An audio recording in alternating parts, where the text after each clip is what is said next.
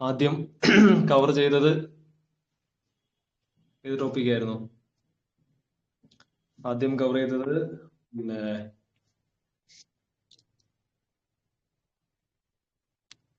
Numbers and basic operations അല്ലേ, അതായിരുന്നു ആദ്യം പഠിച്ചത്. പിന്നെ രണ്ടാമത് പഠിച്ചതായിരുന്നു, രണ്ടാമത് പവേഴ്സ് ആൻഡ് എക്സ്പോണൻസ് പഠിച്ചു അല്ലേ, പവേഴ്സ് ആൻഡ് എക്സ്പോണൻസ് പഠിച്ചു. മൂന്നാമത് ഡെസിമൽസ് ആൻഡ് ഫ്രാക്ഷൻസ് അല്ലേ, അത് പഠിച്ചു. 3 ടോപ്പിക് പഠിച്ചു. നാലാമത് നമ്മൾ പഠിച്ചത് LCM ആൻഡ് HCF, ഇതാണ് പഠിച്ചത്. ഓക്കെ, അപ്പൊ LCM ആൻഡ് HCFിലെ മാക്സിമം ക്വസ്റ്റ്യൻ നമ്മൾ ചെയ്തു. ബാക്കിയുള്ള ക്വസ്റ്റ്യൻ ഞാൻ ഗ്രൂപ്പിൽ തരുന്നുണ്ട്. അപ്പൊ ഈ ലാസ്റ്റ് തന്ന 10 ക്വസ്റ്റ്യന്റെ ആൻസർ ഞാൻ ഗ്രൂപ്പിൽ തന്നെ ചെയ്തു തരുന്നതായിരിക്കും. ഇന്നോ നാളെയായിട്ട് ഗ്രൂപ്പിൽ തരാം.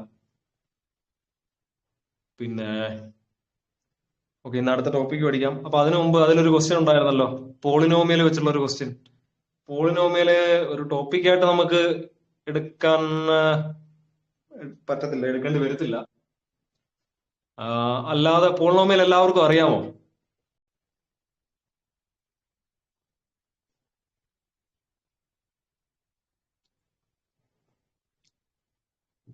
ഇല്ല, ജസ്റ്റ് ഒരു 5 മിനിറ്റ് കൊണ്ട് പോളിനോമിയൽ ഒരു ടോപ്പിക്കായിട്ട് പിന്നീട് എപ്പോഴെങ്കിലും നമ്മുടെ മെയിൻ ടോപ്പിക് എല്ലാം കഴിഞ്ഞിട്ട് സമയം കിട്ടുവാണെങ്കിൽ എടുക്കാം. അതല്ലാതെ ഒരു 5 മിനിറ്റ് കൊണ്ട് പോളിനോമിയൽ എന്താന്ന് ജസ്റ്റ് ഒന്ന് പറയട്ടെ. കാരണം പോളിനോമിയലിന്റെ എന്തെങ്കിലും ക്വസ്റ്റ്യൻ വന്നാൽ ചെയ്യാൻ വേണ്ടിയിട്ട് ചുമ്മാ ഒന്ന് പറയട്ടെ, അതോ അടുത്ത ടോപ്പിക് തുടങ്ങട്ടെ?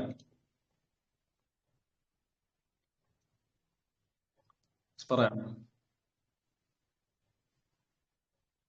ഓക്കെ, പറയാം. Okay okay. പോളിനോമിയൽ എന്ന് പറഞ്ഞാൽ ഒരു ഓൾജിബ്രായിക് എക്സ്പ്രഷൻ ആണ്. ആ എക്സ്പ്രഷനില് മോർ ദാൻ 2 ടേംസ്. മോണോമിയൽ എന്ന് പറഞ്ഞാൽ ഇപ്പൊ ഒരു ഇത് മാത്രമേ ഉള്ളെങ്കിൽ, ഇപ്പൊ എക്സ് ഇതൊരു മോണോമിയലാണ്. കാരണം ഇതിലൊരു ഒറ്റ ടേം മാത്രമേ ഉള്ളൂ. ഇനി x+2 ഇതൊരു ബൈനോമിയലാണ്. ഇതില് രണ്ട് എക്സ്പ്രഷൻ ഉണ്ട്. ഇതിന് 2 പോർഷൻ ഉണ്ട്. അപ്പൊ ആദ്യത്തതൊരു മോണോമിയലാണ്, രണ്ടാമത്തതൊരു ബൈനോമിയലാണ്. ഇതിന് 2 പോർഷൻ ഉണ്ട്. ഇനി രണ്ടിൽ കൂടുതൽ വരുവാണെങ്കിൽ അതിനെ പറയുന്ന പേരാണ് പോളിനോമിയൽ. ഇത് മോണോമിയൽ, ഇത് ബൈനോമിയൽ, പിന്നെ ട്രൈനോമിയൽ ഒക്കെ ഉണ്ട്. അതിനെല്ലാം കൂടെ മൊത്തത്തിൽ പറയുന്ന പേരാണ് പോളിനോമിയൽ. മലയാളത്തിൽ പറഞ്ഞു കഴിഞ്ഞാൽ ബഹുപദങ്ങൾ എന്ന് പറയും. അപ്പൊ അതിനൊരു ഈ രീതി നമുക്ക് എഴുതാൻ താല്പര്യം. x² + 2x + 3 ഇതൊരു പോളിനോമിയൽ ആണ്. x³ + 3x² - 4x - 7 ഇതൊരു പോളിനോമിയൽ ആണ്. അപ്പൊ ഇതൊക്കെയാണ് ഒരു പോളിനോമിയലിന്റെ എക്സാമ്പിൾസ്. ഓക്കെ, അപ്പൊ ഈ പോളിനോമിയലിന്റെ പി എന്ന് പറയുന്ന ഒരു സാധനവും ഇതിൽ വന്നിരിക്കുന്നത് x ആയതുകൊണ്ട് p of x എന്ന രീതിയിൽ ഈ പോളിനോമിയൽ എഴുതാം. അപ്പൊ p of x = x³ + 3x² - 4x - 7. അപ്പൊ ഇതാണ് ഒരു പോളിനോമിയലിന്റെ ഒരു ഫോം. ഇനി എക്സിന് പകരം y ആണെങ്കിൽ p of y = y³ + 3 × y² - 4y - 7. അതായത് x കിടക്കുന്നിടത്തല്ല y വരുന്നു. p of x ആണെങ്കിൽ x-ൽ എഴുതും പോളിനോമിയൽ, p of y ആണെങ്കിൽ y-ൽ എഴുതും. ഓക്കെ, അപ്പൊ അതാണ് സംഭവം. ഇനി അതിന്റെ കൂട്ടത്തിൽ എക്സ്ട്രാ ഒരു കാര്യം കൂടെ പറയാം, ഒരു ചെറിയ കാര്യം കൂടെ പറയാം.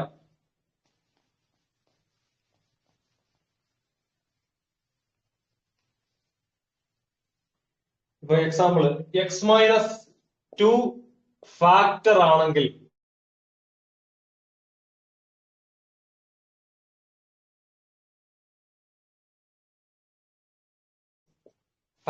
p of 2 x-2 ഫാക്ടർ ആണെങ്കിൽ p of 2 = 0 ആയിരിക്കും. ഓക്കെ, അപ്പോൾ x-2 ഫാക്ടർ ആണെങ്കിൽ p of 2 = 0 ആയിരിക്കും. അതുപോലെ തന്നെ x+2 ഫാക്ടർ ആണെങ്കിൽ p of -2 = 0 ആയിരിക്കും. ഓക്കെ ആണോ? മനസ്സിലായോ? അതായത് x കിടക്കുന്നിടത്തൊക്കെ 2 ഇട്ട് കൊടുത്താൽ മതി. അപ്പോൾ x-2 ഫാക്ടർ ആണെങ്കിൽ p of 2 = 0 ആയിരിക്കും. x+2 ഫാക്ടർ ആണെങ്കിൽ പി ഓഫ് -2 0 ആയിരിക്കും. അപ്പൊ ഇത്രയാണ് പോളിനോമിയലിനെ പറ്റിയുള്ള ഒരു ഔട്ട്ലൈൻ. ഡീറ്റെയിൽ ആയിട്ട് നമ്മുടെ മെയിൻ ടോപ്പിക് എല്ലാം തീർന്നിട്ട് നമുക്ക് സമയം ഉണ്ടെങ്കിൽ ഡീറ്റെയിൽ ആയിട്ട് പഠിക്കാം. ജസ്റ്റ് എക്സാമിനൊക്കെ ചോദിച്ചാൽ ക്വസ്റ്റ്യൻ ചെയ്യാൻ ഇത്ര അറിഞ്ഞിരുന്നാൽ മതി. ഈ ഒരു സാധനം അറിഞ്ഞാൽ മതി. x-2 ഫാക്ടർ ആണെങ്കിൽ പി ഓഫ് 2 0 ആയിരിക്കും. x+2 ഫാക്ടർ ആണെങ്കിൽ പി ഓഫ് -2 0 ആയിരിക്കും. മനസ്സിലായോ? ഓക്കെ ആണോ? ചെറിയൊരു ഐഡിയ കിട്ടിയോ പോളിനോമിയലിനെ പറ്റി?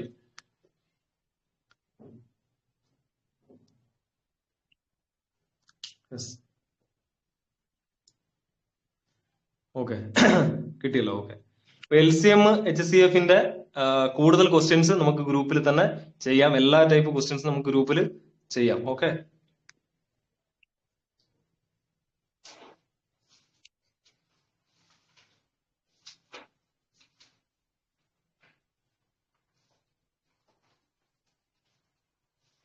ഇന്ന് നമുക്ക് പുതിയ ടോപ്പിക് പഠിക്കാം, profit and loss. Okay, profit and loss ആണ്. അപ്പൊ ഇന്ന് നമ്മൾ പഠിക്കാൻ പോകുന്നത് പ്രോഫിറ്റ് ആൻഡ് ലോസ്. ഇന്ന് നമ്മൾ പഠിക്കാൻ പോകുന്ന പുതിയ ടോപ്പിക് പ്രോഫിറ്റ് ആൻഡ് ലോസ്, ലാഭവും നഷ്ടവും. പ്രോഫിറ്റ് ആൻഡ് ലോസ് അല്ലെങ്കിൽ ലാഭവും നഷ്ടവും.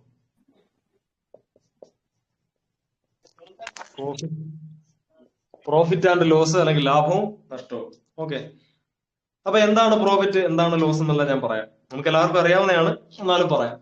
ഞാൻ ഒരു കച്ചവടം ചെയ്യാണ്, ഞാൻ ഒരു കച്ചവടക്കാരാണ്. അപ്പൊ എപ്പോഴും ഈ പ്രോഫിറ്റ് ആൻഡ് ലോസ് വരുന്നത് കച്ചവടത്തിലാണ് അല്ലെ? പ്രോഫിറ്റും ലോസും ഒക്കെ വരുന്നത്, ലാഭവും നഷ്ടവും ഒക്കെ വരുന്നത് കച്ചവടത്തിലാണ് അല്ലെ? അല്ലാതെ നമ്മൾ പറയാറുണ്ട് ലാഭവും നഷ്ടവും ഒക്കെ നമ്മൾ പറയാറുണ്ട്, എന്നാലും മെയിനായിട്ട് കച്ചവടത്തിലാണ് ലാഭവും നഷ്ടവും എല്ലാം വരുന്നത്. നമ്മളൊരു കച്ചവടം ചെയ്യുന്ന സമയത്ത് എന്തൊക്കെ കാര്യങ്ങളാണ് ആ കച്ചവടത്തിൽ വരുന്നത്? ഞാൻ ഒരു കച്ചവടക്കാരനാണ്. അപ്പൊ എന്റെ കച്ചവടമായിട്ട് ബന്ധപ്പെട്ട് എനിക്ക് ഉപയോഗിക്കേണ്ടി വരുന്ന കുറച്ച് ടേംസ് ഉണ്ട്, കുറച്ച് പദങ്ങളുണ്ട്. അത് എന്തൊക്കെയാണെന്ന് പറയാമോ? ഞാൻ ഒരു കച്ചവടം നടത്തുമ്പോൾ ആ കച്ചവടമായിട്ട് ബന്ധപ്പെട്ട് ആ കച്ചവടത്തിന്റെ ഇടയ്ക്ക് അല്ലെ കച്ചവടം നടന്നു പോകണമെങ്കിൽ ഞാൻ അറിഞ്ഞിരിക്കേണ്ട അല്ലെ ഞാൻ ഉപയോഗിക്കുന്ന കുറച്ച് വാക്കുകളുണ്ട്. അത് ഏതൊക്കെയാണെന്ന് പറയാമോ? ഒരു സാധാരണ കച്ചവടം, ഞാൻ ഒരു സാധാരണ കച്ചവടം, ഒരു പലചരക്ക് കച്ചവടമാണെന്ന് വിചാരിച്ചു, അല്ലെങ്കിൽ ഒരു ചെറിയ രീതിയിലുള്ള ഒരു കച്ചവടം. അപ്പൊ അതിനെന്തൊക്കെയാണ്? ഓക്കെ, ആ പറഞ്ഞോ. ഞാൻ കുറച്ച് സാധനങ്ങൾ പറയാം. വാങ്ങിയ വില,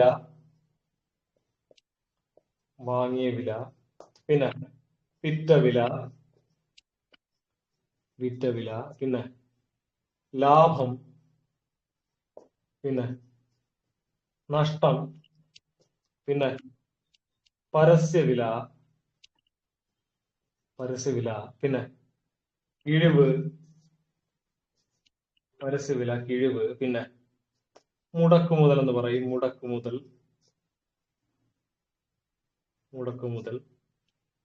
അല്ലെ? വാങ്ങിയ വില, വിറ്റ വില, ലാഭം, നഷ്ടം, പരസ്യവില, കിഴിവ്, മുടക്കുമുതൽ, പിന്നെ ലാഭശതമാനം, പിന്നെ നഷ്ടശതമാനം, ലാഭശതമാനം, നഷ്ടശതമാനം. ഓക്കെ, അപ്പൊ ഇത്രയാണ് എന്ത് പ്രോഫിറ്റ് ആൻഡ് ലോസിൽ നമ്മൾ ഉപയോഗിക്കുന്ന വാക്കുകൾ. ഇതല്ലാതെ വേറെ ഏതെങ്കിലും ഉണ്ടോ? ഞാൻ ഈ എഴുതിയിരിക്കുന്ന അല്ലാതെ വേറെ ഏതെങ്കിലും നിങ്ങൾ കമന്റ് ചെയ്തിട്ടുണ്ടോ? ഞാൻ നോക്കിയില്ല. ഞാൻ ഈ എഴുതിയിരിക്കുന്ന അല്ലാതെ വേറെ എന്തെങ്കിലും ആരെങ്കിലും കമന്റ് ചെയ്തിട്ടുണ്ടോ? ഇത്രയല്ല ഉള്ളു, വേറെ ഒന്നുമില്ലല്ലോ.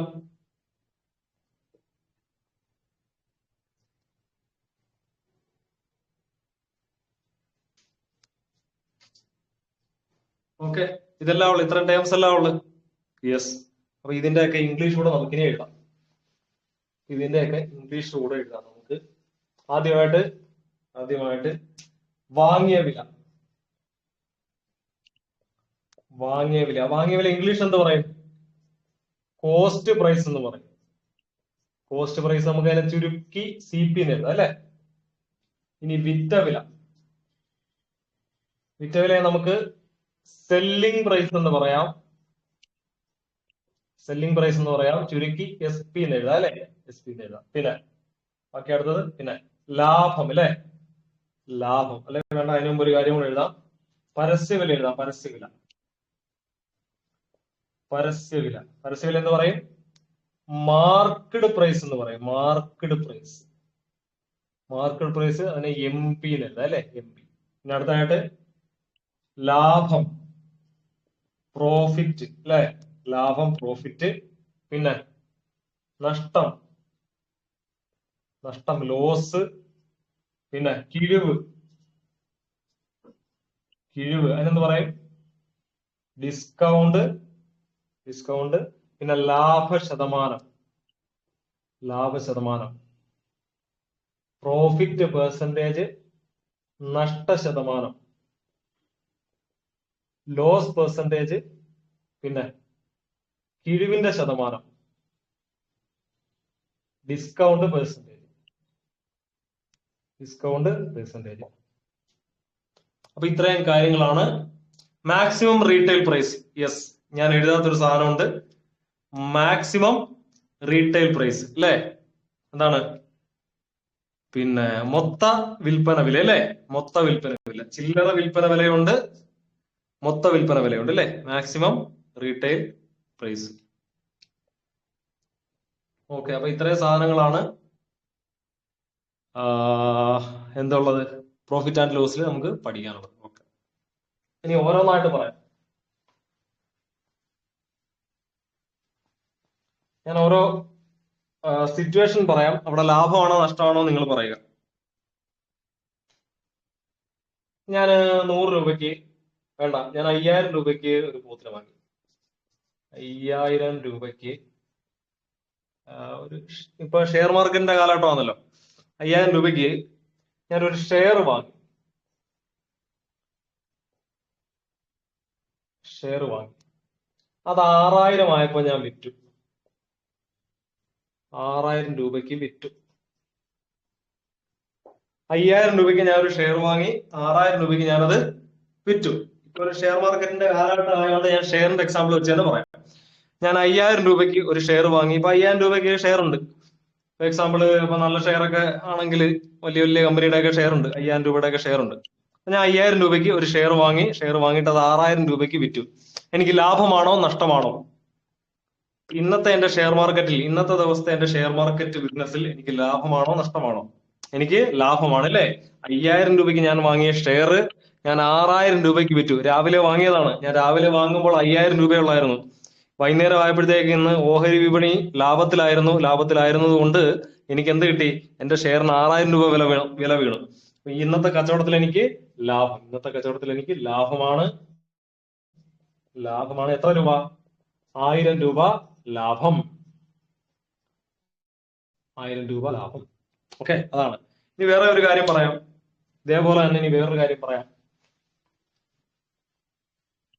എക്സാമ്പിൾ, ഞാൻ ഇപ്പം അദാനി കമ്പനിയുടെ ഒരു ഓഹരി വാങ്ങി. അദാനി കമ്പനിയുടെ ഒരു ഓഹരി ഞാനൊരു 2000 രൂപയുടെ ഓഹരി വാങ്ങി. 2000 രൂപയുടെ ഒരു അദാനി ഓഹരി ഞാൻ വാങ്ങി. ഒരു ഷെയർ വാങ്ങി, ഓഹരി വാങ്ങി. അപ്പൊ ഇപ്പം പ്രശ്നങ്ങളൊക്കെ നടക്കുന്നതുകൊണ്ട് അദാനി ഓഹരിയുടെ വില കുറഞ്ഞുകൊണ്ടിരിക്കുകയാണ് അല്ലെ. അപ്പൊ ഞാൻ 2000 രൂപയ്ക്ക് വാങ്ങിയ ഷെയറിന്റെ ഇപ്പോഴത്തെ വില 1000 രൂപയാണ്, അല്ലെങ്കിൽ 1500 രൂപയ്ക്ക് വിറ്റു. ഞാനത് വിറ്റു. അപ്പൊ 2000 രൂപയ്ക്ക് ഞാൻ ഒരു ഓഹരി വാങ്ങിയിട്ട് 1500 രൂപയ്ക്ക് വിറ്റു. ഈ ഒരു കച്ചവടത്തിൽ എനിക്ക് ലാഭമാണോ നഷ്ടമാണോ? ഈ ഒരു കച്ചവടത്തിൽ എനിക്ക് ലാഭമാണോ നഷ്ടമാണോ? നഷ്ടമാണ് അല്ലേ. നഷ്ടമാണ്. 2000 രൂപയ്ക്ക് വാങ്ങിയ സാധനം 1500 രൂപയ്ക്ക് വിൽക്കുമ്പോൾ എനിക്ക് നഷ്ടമാണ്. എത്ര രൂപ നഷ്ടം? 500 രൂപ നഷ്ടം. 500 രൂപ നഷ്ടം. അപ്പൊ ഒരു കച്ചവടത്തിൽ ലാഭമാണോ നഷ്ടമാണോ ഉണ്ടാവുന്നതെന്ന് കണ്ടുപിടിക്കാൻ അറിയാലോ അല്ലെ. കണ്ടു കഴിഞ്ഞാൽ, ക്വസ്റ്റ്യൻ കണ്ടു കഴിഞ്ഞാൽ മനസ്സിലാക്കാൻ അറിയാലോ അല്ലെ. എപ്പോഴും നമ്മൾ വാങ്ങിയ വിലയേക്കാൾ കൂടുതൽ വിലയ്ക്ക് നമ്മൾ വിറ്റ് കഴിഞ്ഞാൽ, ആ കച്ചവടത്തിൽ നമുക്ക് എന്തായിരിക്കും? ആ കച്ചവടത്തിൽ നമുക്ക് ലാഭമായിരിക്കും. ഇനി നമ്മൾ വാങ്ങിയ വിലയേക്കാൾ കുറഞ്ഞ വിലക്ക് വിറ്റാൽ ആ കച്ചവടത്തിൽ നമുക്ക് എന്തായിരിക്കും? ആ കച്ചവടത്തിൽ നമുക്ക് നഷ്ടമായിരിക്കും. മനസ്സിലായോ? അപ്പൊ ഇതാണ് ലാഭത്തിന്റെയും നഷ്ടത്തിന്റെയും ഒരു കൺസെപ്റ്റ്, ഒരു മിനിമം ലോജിക്ക്. എന്ത് സാധനമായാലും നമ്മൾ വാങ്ങിയ പൈസയെക്കാട്ടി ഒരു 10 രൂപയെങ്കിലും കൂടുതൽ വിൽക്കാൻ ശ്രമിക്കുക. അതാണ് കച്ചവടത്തിന്റെ ഒരു ഒരു അടിസ്ഥാന തത്വം. കച്ചവടത്തിന്റെ ഒരു അടിസ്ഥാന തത്വം എന്ന് പറഞ്ഞാലേ അതാണ്. നമ്മൾ വാങ്ങിയ വിലയേക്കാൾ ഒരു 10 രൂപയെങ്കിലും കൂടുതൽ പൈസക്ക് വിൽക്കാൻ നോക്കുക. അങ്ങനെയാണെങ്കിൽ നമുക്ക് ലാഭമായിരിക്കും. 10 രൂപ കുറച്ചാണ് നമ്മൾ വിൽക്കുന്നതെങ്കിൽ എന്തായിരിക്കും? നമുക്കവിടെ നഷ്ടമായിരിക്കും. മനസ്സിലായോ? അപ്പൊ ഇതാണ് ലാഭവും നഷ്ടവും. അതാണ് ലാഭവും നഷ്ടവും. ഇനി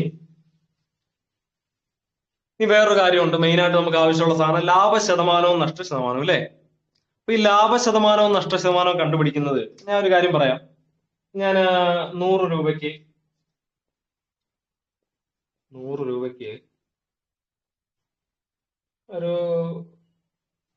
ഒരു സാധനം വാങ്ങി, എന്തോ ആയിക്കോട്ടെ, ഒരു സാധനം വാങ്ങി 110 രൂപയ്ക്ക് വിറ്റു.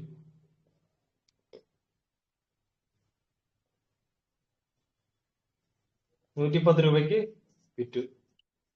100 രൂപയ്ക്ക് വാങ്ങി 110 രൂപയ്ക്ക് വിറ്റു. അപ്പൊ ഈ കച്ചവടത്തിൽ എനിക്ക് ലാഭമാണ്, അല്ലെ? ഈ കച്ചവടത്തിൽ എനിക്ക് ലാഭമാണ്. 10 രൂപ ലാഭമുണ്ട്, അല്ലെ? ലാഭമുണ്ട് 10 രൂപ. 10 രൂപ ലാഭമുണ്ട്. ആ 10 രൂപ ലാഭം ഉണ്ടെന്നേ, ആ 10 രൂപ ലാഭം ഉണ്ടെന്ന് എന്തിനെ ബേസ് ചെയ്താ പറയുന്നേ? ആ 100-നേക്കാൾ 10 രൂപ കൂടുതൽ കിട്ടിയോണ്ടല്ലേ ഞാൻ 10 രൂപ ലാഭം എന്ന് പറഞ്ഞേ, അല്ലേ?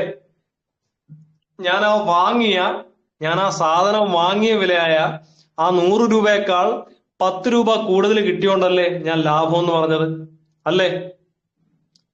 ഞാൻ ആ വാങ്ങിയ വിലയേക്കാൾ 100 രൂപയ്ക്ക് വാങ്ങി, അതിനേക്കാൾ 10 രൂപ കൂടുതൽ കിട്ടിയോണ്ടാണ് ഞാൻ ലാഭം എന്ന് പറഞ്ഞത്, അല്ലേ? അപ്പൊ അതുകൊണ്ട് ഞാൻ വാങ്ങിയ വിലയേക്കാൾ 10 രൂപയെങ്കിലും കൂടുതൽ കിട്ടിയോണ്ടാണ് എന്ത് പറഞ്ഞത്? ലാഭമാണെന്ന് ഞാൻ പറഞ്ഞത്. അപ്പൊ അതിൽ നിന്നൊരു കാര്യം മനസ്സിലായി. എപ്പോഴും ലാഭവും നഷ്ടവും കണക്കാക്കുന്നതും അതുപോലെ തന്നെ ലാഭ ശതമാനവും നഷ്ട ശതമാനവും കണക്കാക്കുന്നത് എന്തിന്റെ ബേസിലാണ്? വാങ്ങിയ വിലയുടെ ബേസിലാണ്. അപ്പൊ ഇത് മനസ്സിൽ ഉറപ്പിക്കുക. ലാഭവും നഷ്ടവും പറയുന്നതും ഒരു സാധനം വാങ്ങുകയും വിൽക്കുകയും ചെയ്യുമ്പോൾ ലാഭമാണോ നഷ്ടമാണോ എന്ന് പറയുന്നതും, അതുപോലെ തന്നെ ലാഭ ശതമാനവും നഷ്ട ശതമാനവും കണക്കാക്കുന്നതും എന്തിന്റെ ബേസിലാണ്? നമ്മൾ വാങ്ങിയ വിലയുടെ ബേസിലാണ്. ഞാൻ 100 രൂപയ്ക്ക് ഒരു സാധനം വാങ്ങി, അത് 110 120 ആയിക്കോട്ടെ, ഞാൻ എങ്ങനെ ലാഭം എന്ന് പറയുന്നത്? ഞാൻ വാങ്ങിയ 100 രൂപയുടെ ബേസിലാണ് ഞാനത് ലാഭമാണോ നഷ്ടമാണോ എന്ന് പറയുന്നത്. മനസ്സിലായോ? അപ്പൊ ലാഭ ശതമാനവും നഷ്ട ശതമാനവും കണക്കാക്കുന്നത് എപ്പോഴും എന്തിന്റെ ബേസിലായിരിക്കും? വാങ്ങിയ വിലയുടെ ബേസിലായിരിക്കും. അപ്പൊ അത് മനസ്സിൽ വെക്കുക. അപ്പൊ എപ്പോഴും ഈ ഒരു കാര്യം മനസ്സിൽ തറവാക്കുക. എപ്പോഴും ലാഭ ശതമാനവും നഷ്ട ശതമാനവും കണക്കാക്കുന്നത് എന്തിന്റെ ബേസിലായിരിക്കും? വാങ്ങിയ വിലയുടെ ബേസിലായിരിക്കും.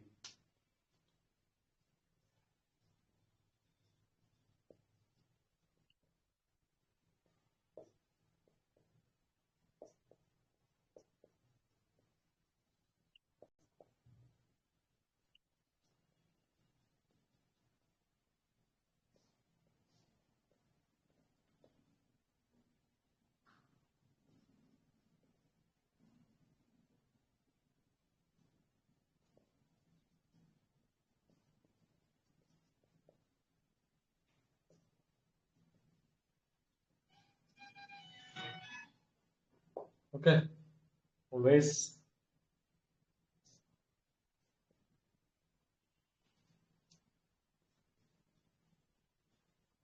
profit percentage, loss percentage always depends on എന്തിനെ ആശ്രയിച്ചിരിക്കും? കോസ്റ്റ് പ്രൈസ്, അല്ലേ? കോസ്റ്റ് പ്രൈസ് അല്ലെങ്കിൽ CP, ചുരുക്കി പറഞ്ഞാല് CPയെ ഡിപ്പെൻഡ് ചെയ്തിരിക്കും. CPയെ ഡിപ്പെൻഡ് ചെയ്തിരിക്കും. ഇപ്പൊ ഏറ്റവും മനസ്സിൽ വെക്കേണ്ട പോയിന്റ്, തുടക്കം തൊട്ട് അവസാനം വരെ മനസ്സിൽ വെക്കേണ്ട പോയിന്റ് എന്താണ്? ലാഭ ശതമാനവും നഷ്ട ശതമാനവും കണക്കാക്കുന്നത് എന്തിന്റെ ബേസിലായിരിക്കും? ബോർഡിന്റെ ക്ലാരിറ്റി പോകുന്നുണ്ട്, അല്ലേ? എന്തിന്റെ ബേസിലായിരിക്കും? കോസ്റ്റ് പ്രൈസിന്റെ ബേസിലായിരിക്കും. ഓക്കെ, അപ്പൊ അതിന്റെ ഇക്വേഷനോട് എഴുതാം. ഇക്വേഷനോട് എഴുതി അങ്ങ് പോവാം.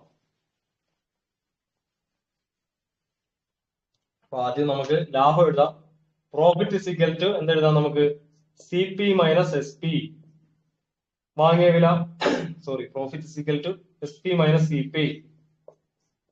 വിറ്റ വില മൈനസ് വാങ്ങിയ വില. ഇനി loss is equal to CP minus SP. വാങ്ങിയ വില മൈനസ് വിറ്റ വില. Profit percentage is equal to നമുക്ക് എന്തെഴുതാം? Profit by C P into 100 loss percentage is equal to loss by C P into 100. അപ്പൊ ഇത്ര ഇക്വേഷൻ തൽക്കാലം മനസ്സിൽ വെക്കുക. ഓക്കെ, അപ്പൊ ക്വസ്റ്റ്യൻസ് എഴുതുന്നത് വായിക്കാൻ പാടാണോ? ക്ലാരിറ്റി കുറവാണോ? നോക്കട്ടെ, ഞാൻ ഒറ്റ മിനിറ്റ്. ഇപ്പോഴോ ഇപ്പൊ ക്ലാരിറ്റി ആയോ?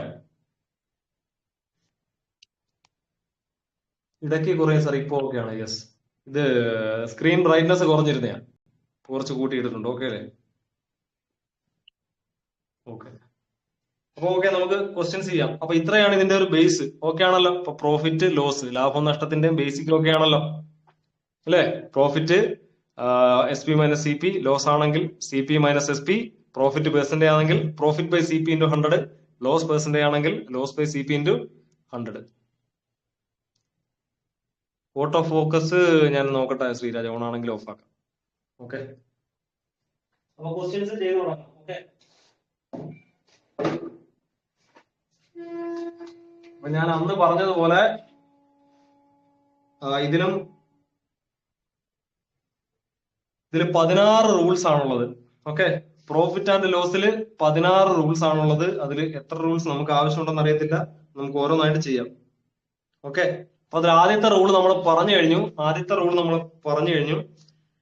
If S P greater than C P then there will be profit എന്നാണ് പറഞ്ഞിരിക്കുന്നത്. അതായത് എസ് പി കൂടുതലാണെങ്കിൽ, വിറ്റ വില കൂടുതലാണെങ്കിൽ ആ കച്ചവടത്തിൽ എപ്പോഴും ലാഭമായിരിക്കും. ഈ രണ്ടാമത്തെ റൂൾ പറയുന്നത് വാങ്ങിയ വില കൂടുതലാണെങ്കിൽ ആ കച്ചവടത്തിൽ എപ്പോഴും നഷ്ടമായിരിക്കും. പിന്നീട് പറയുന്ന റൂൾസ്, അപ്പൊ റൂൾസ് ആയിട്ട് ഞാൻ പറയുന്നില്ല, നമുക്ക് ക്വസ്റ്റ്യൻ ചെയ്തു തുടങ്ങാം. ഓക്കെ, ക്വസ്റ്റ്യൻ എഴുതിക്കോ. A man very good Parvathi, very good. Okay,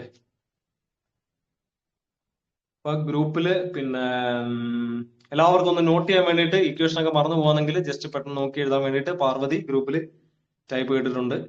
മറന്നു പോകുന്നവർക്ക് അത് നോക്കിയിട്ട് ചെയ്യാം. ഓക്കെ, അപ്പൊ ക്വസ്റ്റ്യൻ എഴുതിക്കോ. First question, a man buys a cycle for ₹1,400. A man buys a cycle for ₹1,400.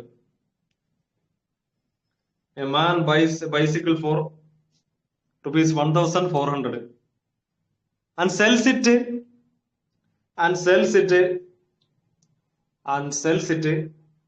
at a loss of 15%, and sells it at a loss of 15%, 15%, at a loss of 15%, 15%. What is the selling price of the cycle? What is the selling price of the cycle? What is the selling price of the cycle? അപ്പൊ question ഇതാണ്. ഒരാള് 1,400 രൂപയ്ക്ക് ഒരു cycle വാങ്ങി 15% നഷ്ടത്തിൽ വിറ്റു. ഒരാള് 1,400 രൂപയ്ക്ക് ഒരു സൈക്കിൾ വാങ്ങി 15% നഷ്ടത്തിൽ വിറ്റു എങ്കിൽ ആ സൈക്കിളിന്റെ വിറ്റ വില. ഇതാണ് question. A man buys a cycle for ₹1,400 and sells it at a loss of 15%. Then what is the selling price of the cycle? Yes, very good, Sriraj.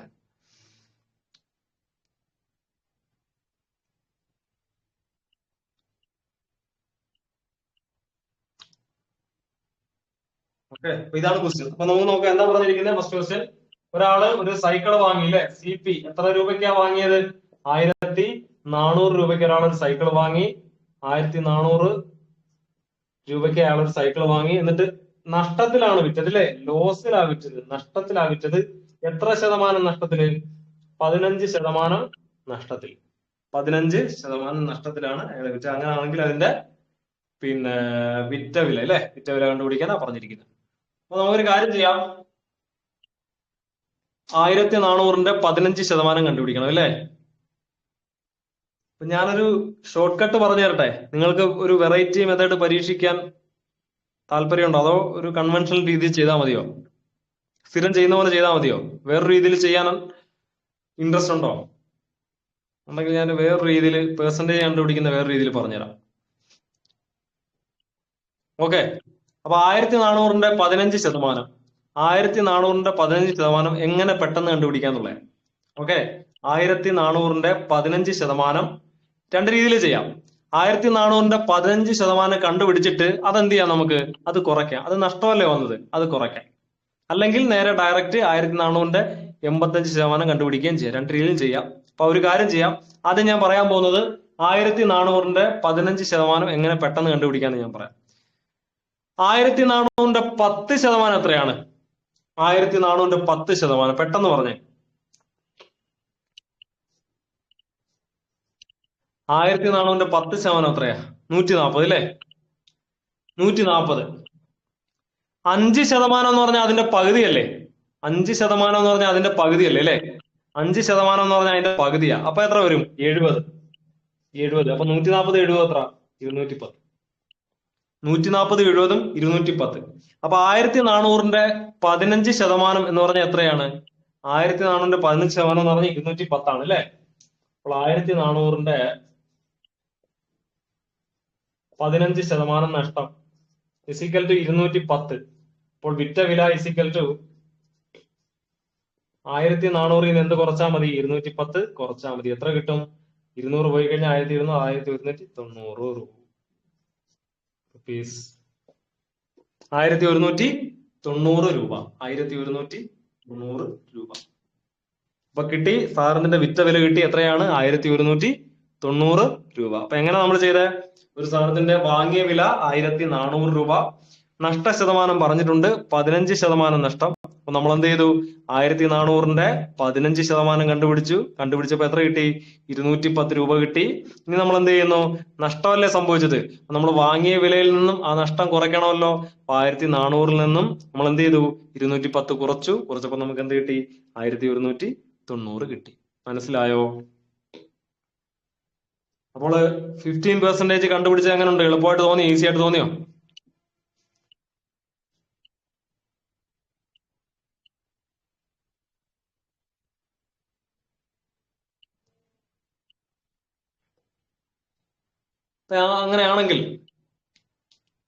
അങ്ങനെയാണെങ്കിൽ ജസ്റ്റ് ചുമ്മാ ഒരു ടെസ്റ്റ് ചെയ്യാൻ വേണ്ടിട്ട്, അപ്പൊ ഈ കൂട്ടത്തിൽ ശതമാനം കൂടെ ജസ്റ്റ് ഒന്ന് കണ്ടുപിടിച്ചിട്ട് പോകാം. ജസ്റ്റ് ഒരു ക്വസ്റ്റ്യൻ, വർക്കൗട്ട് ക്വസ്റ്റ്യൻ പോലെ. 1400ന്റെ 25%, 1425% പെട്ടെന്ന് കണ്ടുപിടിച്ച് പറയാമോ?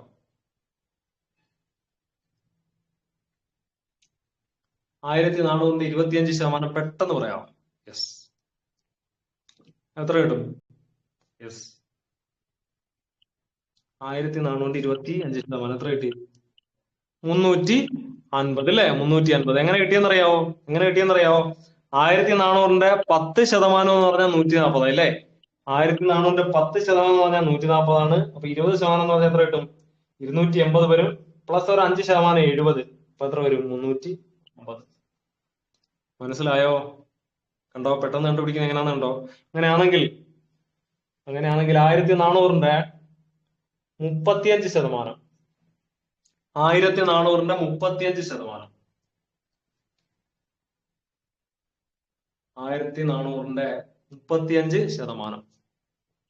യെസ്, എത്ര വരും? യെസ്, 490 അല്ലേ? 490. 1400ന്റെ 35% എത്ര കിട്ടും? 490 കിട്ടും. എങ്ങനെയാ ചെയ്യുന്നത്?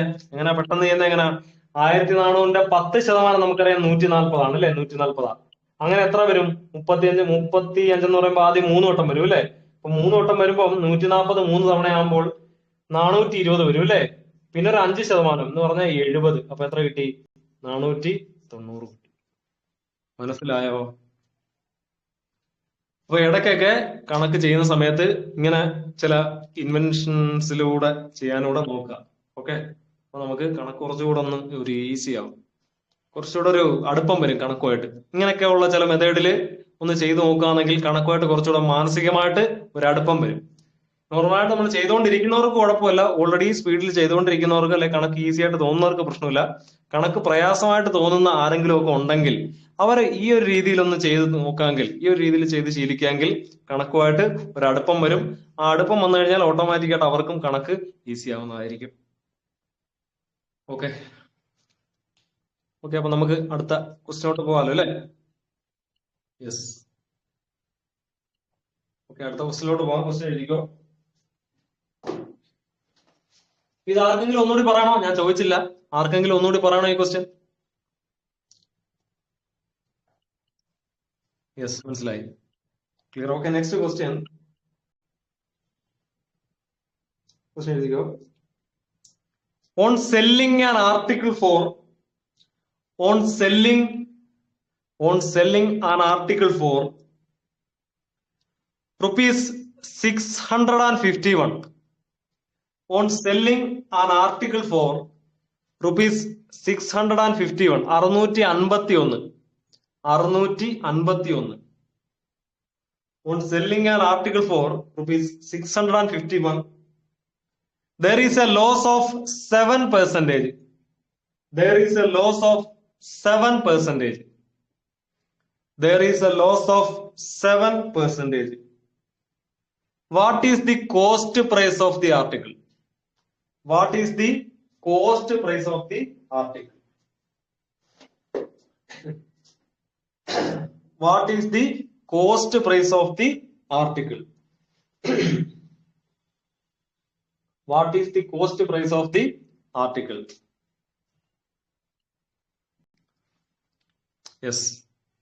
On selling, ക്വസ്റ്റ്യൻ ഫുള്ള് കിട്ടാത്തവർക്കായിട്ട് അതിന്റെ ഒരു ഷോർട്ട് പാർവതിതോ ടൈപ്പ് ചെയ്തിട്ടുണ്ട്. അപ്പൊ ശ്രീരാജ ഫുള്ള് ടൈപ്പ് ചെയ്തിട്ടുണ്ട്. ഓൺ സെല്ലിംഗ് ആൻ ആർട്ടിക്കിൾ ഫോർ rupees 651, there is a loss of 7%. What is the cost price of the article? ഇപ്പൊ എന്തോ പറഞ്ഞിരിക്കുന്നത്? ഓൺ selling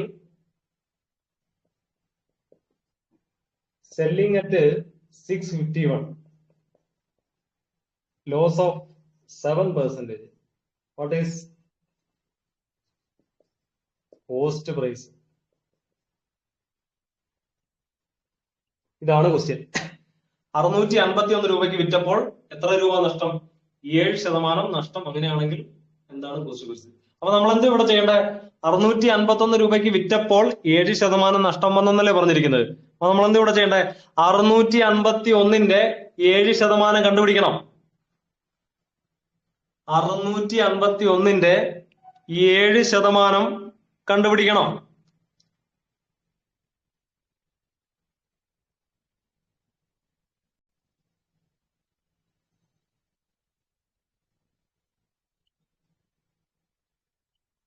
അറുന്നൂറ്റി 7% കണ്ടുപിടിക്കണം. വേണ്ട, കണ്ടുപിടിക്കണ്ട. 650 ക്വസ്റ്റ്യൻ കണ്ട ഉടനെ ചാടിക്കേറി 651ന്റെ 7% കണ്ടുപിടിക്കാൻ പോകരുത്. കാരണം എന്താ പറഞ്ഞിരിക്കുന്നത്? ക്വസ്റ്റ്യൻ വായിച്ചു നോക്കണം. സെല്ലിംഗ് അറ്റ് 651 എന്നാ പറഞ്ഞിരിക്കുന്നത്. 651 രൂപയ്ക്ക് വിറ്റപ്പോൾ എന്നാ പറഞ്ഞിരിക്കുന്നത്. ഓക്കെ, 651 രൂപയ്ക്ക് വിറ്റപ്പോൾ എന്നാണ് പറഞ്ഞിരിക്കുന്നത്. നമുക്കറിയാം, നമ്മൾ ലാഭശതമാനവും നഷ്ടശതമാനവും എല്ലാം കണ്ടുപിടിക്കുന്നത് എന്തിന്റെ ബേസിലാണ്? എന്തിന്റെ ബേസിലാ? വാങ്ങിയ വിലയുടെ ബേസിലാണ്. നമ്മൾ ലാഭശതമാനവും നഷ്ടശതമാനവും എല്ലാം കണ്ടുപിടിക്കുന്നത് എന്തിന്റെ ബേസിലാണ്? വാങ്ങിയ വിലയുടെ ബേസിലാണ്. അപ്പൊ ഇവിടെ വാങ്ങിയ വില എത്രയാണെന്ന് തന്നിട്ടുണ്ടോ? വാങ്ങിയ വില എത്രയാണെന്ന് തന്നിട്ടില്ല, അല്ലേ? വാങ്ങിയ വില എത്രയാണെന്ന് തന്നിട്ടില്ല. ഒരു കാര്യം ചെയ്യാം, ഞാൻ പുതിയൊരു മെത്തേഡ് പഠിപ്പിക്കാൻ പോകണം. പുതിയൊരു മെത്തേഡ്, യൂണിറ്ററി മെത്തേഡ് എന്ന് പറയും. കൊച്ചു ക്ലാസ്സിലൊക്കെ പഠിക്കുന്നതാണ്. CBSE ICSE സിലബസുകളിൽ കൊച്ചു ക്ലാസ്സിൽ പഠിക്കുന്ന ഒരു മെത്തേഡാണ് യൂണിറ്ററി മെത്തേഡ് എന്ന് പറയും. അപ്പൊ നമുക്ക് ആ ഒരു മെത്തേഡിൽ ചെയ്യാം, പുതിയൊരു മെത്തേഡിൽ ചെയ്യാം. അപ്പൊ യൂണിറ്ററി മെത്തേഡ് വെച്ച് നമ്മൾ ചെയ്യുന്നത് എങ്ങനെയാന്ന് വെച്ച് കഴിഞ്ഞാല്, എപ്പോഴും എപ്പോഴും നമ്മുടെ വാങ്ങിയ വില എത്രയായിരിക്കും?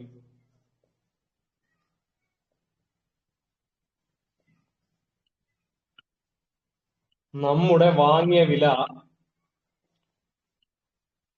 അതായത് ആ ഒരു സാധനത്തിന് ഒരു ഒറിജിനൽ വാങ്ങിയ വിലയും ഒരു ഒറിജിനൽ വിറ്റ വിലയും കാണും. ഓക്കെ, അതവിടെ ഇരിക്കട്ടെ. ഇനി അത് കൂടാതെ നമുക്ക് ചെയ്യാനുള്ള സൗകര്യത്തിന് നമ്മൾ എന്ത് ചെയ്യും? നമ്മളൊരു വാങ്ങിയ വിലയും വിറ്റ വിലയും ഇടും. നമുക്ക് ചെയ്യാനുള്ള സൗകര്യത്തിന് നമ്മളൊരു വാങ്ങിയ വിലയും വിറ്റ വിലയും ആ സാധനത്തിനിടും. നമ്മളൊരു വാങ്ങിയ വിലയും വിറ്റ വിലയും ആ ഒരു സാധനത്തിലിടും അല്ലെ. അപ്പൊ നമുക്ക് ചെയ്യാനുള്ള സൗകര്യത്തിന് നമ്മൾ എന്ത് ചെയ്യും? നമ്മളൊരു വാങ്ങിയ വിലയും വിറ്റ വിലയും ഇടും.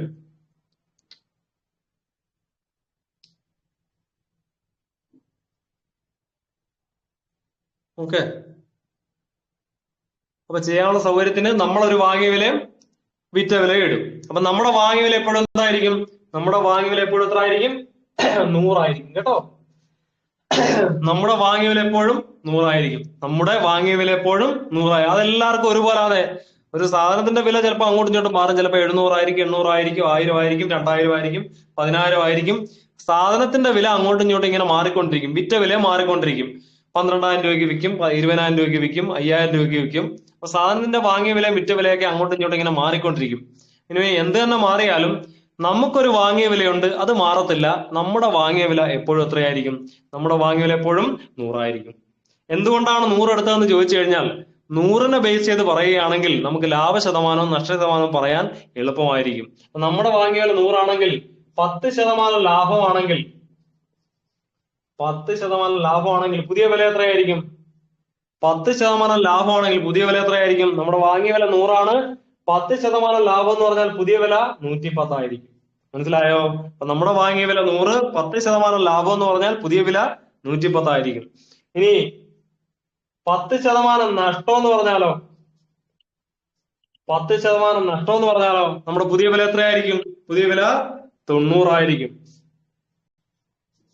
10% നഷ്ടം എന്ന് പറഞ്ഞാൽ നമ്മുടെ പുതിയ വില 90 ആയിരിക്കും. അപ്പൊ 10% ലാഭം എന്ന് പറഞ്ഞാൽ നമ്മുടെ വില 110, 10% നഷ്ടം എന്ന് പറഞ്ഞാൽ നമ്മുടെ വില 90 ആയിരിക്കും. ഓക്കെ. അപ്പൊ അതാണ് നമ്മുടെ കൺസെപ്റ്റ്. കാരണം 100ൽ നിന്ന് ഡയറക്റ്റ് കുറച്ചാൽ മതി. 10% ലാഭം എന്ന് പറഞ്ഞാൽ 100ഉം 10 കൂട്ടി 110 പറഞ്ഞാൽ മതി. 10% നഷ്ടം എന്ന് പറഞ്ഞാൽ 100ൽ നിന്ന് 10 കുറച്ച് 90 പറഞ്ഞാൽ മതി. അപ്പൊ ഒരു കാര്യം ചെയ്യാം. Selling at 651, loss of 7%. അപ്പൊ ഒരു കാര്യം ചെയ്യാം. നമ്മുടെ വാങ്ങിയ വില 100 ആണ് അല്ലെ? ആ 100 യഥാർത്ഥത്തിൽ എത്രയാണെന്ന് അറിയോ? നമ്മുടെ 100 യഥാർത്ഥത്തിൽ എത്രയാണെന്ന് അറിയോ? നമ്മുടെ വാങ്ങിയ വില 100. നമ്മുടെ വാങ്ങിയ വില 100. യഥാർത്ഥത്തിലെ വാങ്ങിയ വില അറിയോ? അറിയത്തില്ലല്ലോ. അപ്പൊ അതിന് പകരം തൽക്കാലം ഒരു കാര്യം ചെയ്യാം, എക്സ് എന്ന് തന്നെ കൊടുക്കാം. അപ്പൊ യഥാർത്ഥത്തിലെ വാങ്ങിയ വില എക്സ്. ഇനി വിറ്റ വില 7% നഷ്ടം എന്നാണ് പറഞ്ഞിരിക്കുന്നത്. 7% നഷ്ടം എന്നാണ് പറഞ്ഞിരിക്കുന്നത്. അപ്പോൾ നമ്മുടെ വിറ്റ വില എത്രയായിരിക്കും? 7% നഷ്ടമാണെങ്കിൽ നമ്മുടെ വിറ്റ വില എത്രയായിരിക്കും? 93 ആയിരിക്കും അല്ലെ? 93. അപ്പൊ 93 എന്ന് പറഞ്ഞാൽ നമ്മുടെ വിറ്റ വിലയാണ് 93. നമ്മുടെ വിറ്റ വിലയാണ് 93. ശരിക്കുള്ള യഥാർത്ഥത്തിലെ വിറ്റ വില തന്നിട്ടുണ്ട്. യഥാർത്ഥത്തിലെ വിറ്റ വില തന്നിട്ടുണ്ട്. എത്രയാണ്? 651. അപ്പൊ നമ്മുടെ വിറ്റ വില 7% നഷ്ടം എന്ന് പറഞ്ഞാൽ നമ്മുടെ വിറ്റ വില 100ൽ നിന്നും 7 പോയിട്ട് 93. ഓക്കെ. 7% നഷ്ടം എന്ന് പറഞ്ഞാൽ നമ്മുടെ വിറ്റ വില 100ൽ നിന്നും 7 പോയിട്ട് 93. ഇനി യഥാർത്ഥത്തിലെ വിറ്റ വില, ശരിക്കുള്ള വിറ്റ വില എത്രയാണ്? ക്വസ്റ്റ്യനിൽ തന്നിട്ടുണ്ട്. എത്രയാണ്? 651. 651. മനസ്സിലായോ? 651. ഇതൊരു കോമൺ ലോജിക്ക് വെച്ച് ആലോചിച്ച് കഴിഞ്ഞാൽ നമുക്ക് കിട്ടും. 93 651 ആയില്ലേ? 93 എന്ന് പറയുന്ന 651 ആയി. എത്ര കൊണ്ട് ഗുണിക്കുമ്പോഴാണ് അറിയാവോ? 93നെ 7 കൊണ്ട് ഗുണിക്കുമ്പോഴാണ് 651 കിട്ടുന്നത്. 93നെ 7 കൊണ്ട് ഗുണിക്കുമ്പോഴാണ് 651 കിട്ടുന്നത്. ഓക്കെ. അങ്ങനെയാണെങ്കിൽ 100നെ എത്ര കൊണ്ട് ഗുണിച്ചാൽ മതി? 100നെ 7 കൊണ്ട് ഗുണിച്ചാൽ മതി. അപ്പൊ 700 കിട്ടും. ആൻസർ ആയി. ഓക്കെ. ഇനി അതല്ല നമ്മൾ വേറെ രീതി ചെയ്യുകയാണെങ്കിൽ ഒരു കാര്യം ചെയ്യാം. ഇങ്ങനെ ക്രോസ് മൾട്ടിപ്ലൈ ചെയ്യാം. നമുക്ക് ക്രോസ് മൾട്ടിപ്ലൈ ചെയ്യാം. ക്രോസ് മൾട്ടിപ്ലൈ എന്ന് പറയുമ്പോൾ 100 ഗുണം 651. 100 ഗുണം 651. 100 ഗുണം 651 ഇസിക്കൽ ടു എക്സ് ഗുണം 93. എക്സ് ഗുണം 93. അപ്പൊ ഇങ്ങനെ നമുക്ക് എഴുതാം. 100 ഗുണം 651 ഇസിക്കൽ ടു എക്സ് ഗുണം 93. അതിൽ നിന്ന് എക്സ് കണ്ടുപിടിക്കാൻ എക്സ് ഇസിക്കൽ ടു 100 ഗുണം 651. 100 ഗുണം 651 ഡിവൈഡഡ് ബൈ 93. 100 ഗുണം 651 ഡിവൈഡഡ് ബൈ ഈ 93 ഇപ്പുറം കൊണ്ടുവന്നാൽ മതി. ഇനി ചെയ്യുമ്പോൾ എന്ത് കിട്ടും? 651 93 വെട്ടിയാൽ 7 കിട്ടും. 100 ഗുണം 7 700 കിട്ടും. അപ്പൊ 100 ഗുണം 7 700 രൂപ. അപ്പൊ എക്സ് കിട്ടി. വാങ്ങിയ വില കിട്ടി എത്രയാണ്? 700 രൂപ. അപ്പൊ വാങ്ങിയ വില കിട്ടി 700 രൂപ.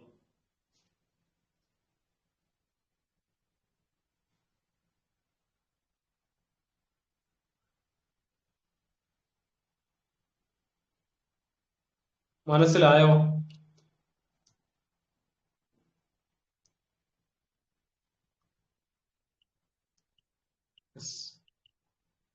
ഒന്നുകൂടി പറയണോ? വേണ്ടല്ലോ. ആർക്കെങ്കിലും ഒന്നുകൂടി പറയണോ? ആർക്കെങ്കിലും ഒന്നുകൂടി പറയണോ? ആർക്കെങ്കിലും ഒന്നുകൂടി പറയണോ? പറയണമെങ്കിൽ ഞാൻ പറയാം, ഒന്നുകൂടി പറയാം, ഒരു കുഴപ്പമില്ല, ഒന്നുകൂടി പറയാം. ആർക്കെങ്കിലും ഒന്നുകൂടി പറയണോ? ജസ്റ്റ് ഒരു ഒറ്റ മെസ്സേജ് ഇട്ടാൽ മതി, വൺസ് മോർ എന്നൊരു മെസ്സേജ് ഇട്ടാൽ മതി. ഒന്നുകൂടി പറയാം. ആർക്കെങ്കിലും ഒന്നുകൂടി പറയണോ?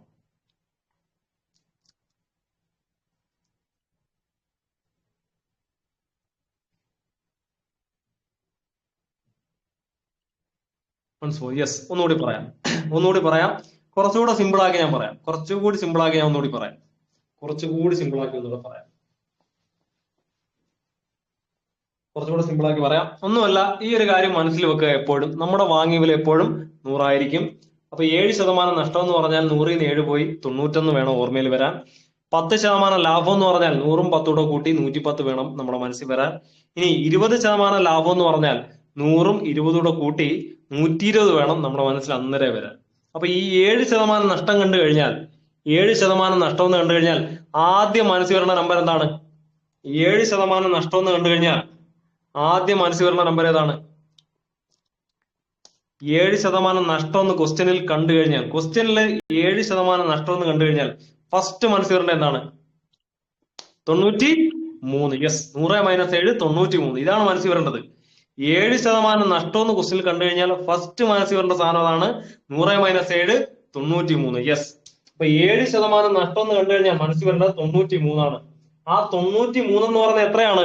93 എന്ന് പറയുന്നത് എത്രയാണ്? 651 ആണ്. 93 എന്ന് പറയുന്നത് 651 ആണ്. എന്ത് കണ്ടുപിടിക്കാനാ പറഞ്ഞിരിക്കുന്നത്? വാട്ട് ഈസ് കോസ്റ്റ് പ്രൈസ് എന്നാ ചോദിച്ചിരിക്കുന്നത്. What is cost price. അപ്പൊ നമ്മുടെ കോസ്റ്റ് പ്രൈസ് എത്രയായിട്ട് എടുത്തിട്ടാണ് നമ്മൾ ഇത് മൊത്തം ചെയ്യുന്നത്? നമ്മൾ ഓൾറെഡി പറഞ്ഞു വെച്ചിട്ടുണ്ട്. നമ്മുടെ വാങ്ങിയ വില എപ്പോഴും 100 ആയിരിക്കും. അതിന്റെ ബേസിലാണ് നമ്മൾ ഈ ചെയ്യുന്നത് മൊത്തം. നമ്മുടെ വാങ്ങിയ വില 100 ആയിട്ട് എടുത്ത് അതിന്റെ ബേസിലാണ് നമ്മൾ ഈ ചെയ്യുന്നത് മൊത്തം. നമ്മള് കെമിസ്ട്രിയിൽ മറ്റേ ഐസോടോപ്പ് എന്ന് പറഞ്ഞൊരു സംഭവം പഠിക്കുമല്ലോ. അപ്പൊ ഐസോടോപ്പ് പഠിക്കുന്ന സമയത്ത് കാർബൺ 14 അല്ലേ നമ്മൾ അതിന്റെ ഒരു ഏറ്റവും ചെറിയ ഇതായിട്ട് എടുക്കുന്നത്. ആ കാർബൺ 14ന്റെ ബേസിലല്ലേ നമ്മൾ ബാക്കി എല്ലാം പറയുന്നത്, അല്ലെ?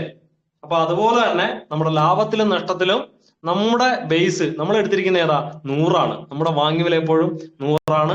അതിന്റെ ബേസിലാണ് നമ്മൾ എല്ലാം പറയുന്നത്. നമ്മുടെ വാങ്ങിയ വില എപ്പോഴും 100 ആയിരിക്കും. ഞാൻ ഒരു സാധനം വാങ്ങിക്കുന്ന വില യെസ്, കാലപ്പഴക്കം നിർണ്ണയിക്കാം. യെസ്. അപ്പൊ നമ്മുടെ വാങ്ങിയ വില എപ്പോഴും എന്തായിരിക്കും?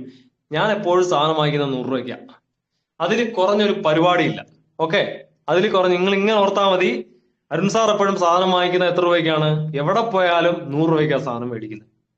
അതിൽ കൂടുതലും മേടിക്കത്തില്ല, കുറഞ്ഞും മേടിക്കത്തില്ല. ഞാൻ എവിടെ പോയാലും 100 രൂപയ്ക്കാണ് സാധനം മേടിക്കുന്നത്. ഓക്കെ, അപ്പൊ അങ്ങനെ ഓർത്ത് വെച്ചാൽ മതി. അപ്പൊ നമ്മുടെ വാങ്ങിയ വില എപ്പോഴും എന്തായിരിക്കും? 100 ആയിരിക്കും. നമ്മുടെ വാങ്ങിയ വില എപ്പോഴും 100 ആയിരിക്കും. ഇനി ആ 100 രൂപയിൽ എനിക്ക് 7% നഷ്ടം എന്ന് പറഞ്ഞാൽ, ഞാൻ 100 രൂപയ്ക്ക് മേടിച്ച സാധനം 7% നഷ്ടം, എത്ര രൂപയ്ക്ക് വിൽക്കണം? 93 രൂപയ്ക്ക് വിൽക്കണം. എനിക്ക് 7% ലാഭമാണെങ്കിലോ ആ 100ന്റെ കൂടെ 7 കൂടെ കൂട്ടിയിട്ട് 107 രൂപയ്ക്കാണ് ഞാൻ വിൽക്കുന്നത്. മനസ്സിലായോ? ഇതാണ് വ്യത്യാസം. അപ്പൊ 93 എന്ന് പറഞ്ഞാൽ 651. നമ്മുടെ വാങ്ങിയ വില 100 എത്ര ആണെന്ന് കണ്ടുപിടിക്കണം. എക്സ് എന്തോ ചെയ്യണ്ടേ? അത് ചെയ്യേണ്ടത് എക്സ് അല്ലേ കണ്ടുപിടിക്കണ്ടേ? അപ്പൊ എക്സ് ഇസിക്കൽ ടു നമുക്ക് എഴുതാം. എക്സ് ഇസിക്കൽ ടു എക്സിന്റെ കൂടെ ക്രോസ് ഉള്ളത് 93. അത് വേണ്ട, അത് വിട്ടേരെ. ബാക്കി എഴുതാം നമുക്ക്. 651 ഗുണം 100 ക്രോസ് ആണ് എടുക്കേണ്ടത്. എക്സ് ഇസിക്കൽ ടു 651 ഗുണം 100 ക്രോസ് എടുക്കാം. 651 ഗുണം 100. ഇനി ബാക്കി എന്തുണ്ട്? എക്സ് ഗുണം 93. അപ്പൊ ഡിവൈഡഡ് ബൈ 93. ഇങ്ങനെ ചെയ്താൽ മതി. ചെയ്യുമ്പോ എത്ര കിട്ടും? ഇത് രണ്ടും വെട്ടിക്കഴിഞ്ഞാൽ 7 കിട്ടും. 7 ഗുണം 100 700. 7 ഗുണം 100 700 രൂപ. മനസ്സിലായോ? യെസ്, ശിവ ടൈപ്പ് ചെയ്തിട്ടുണ്ട്. നല്ല, വളരെ നല്ല കാര്യം.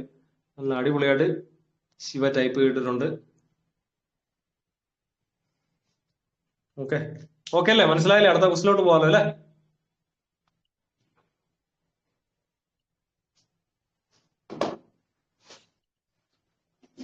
Yes. Next question.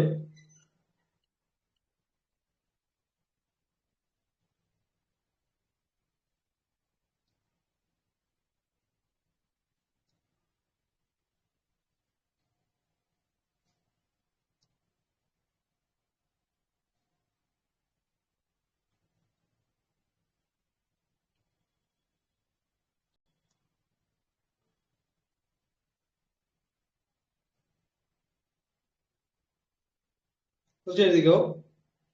A man boat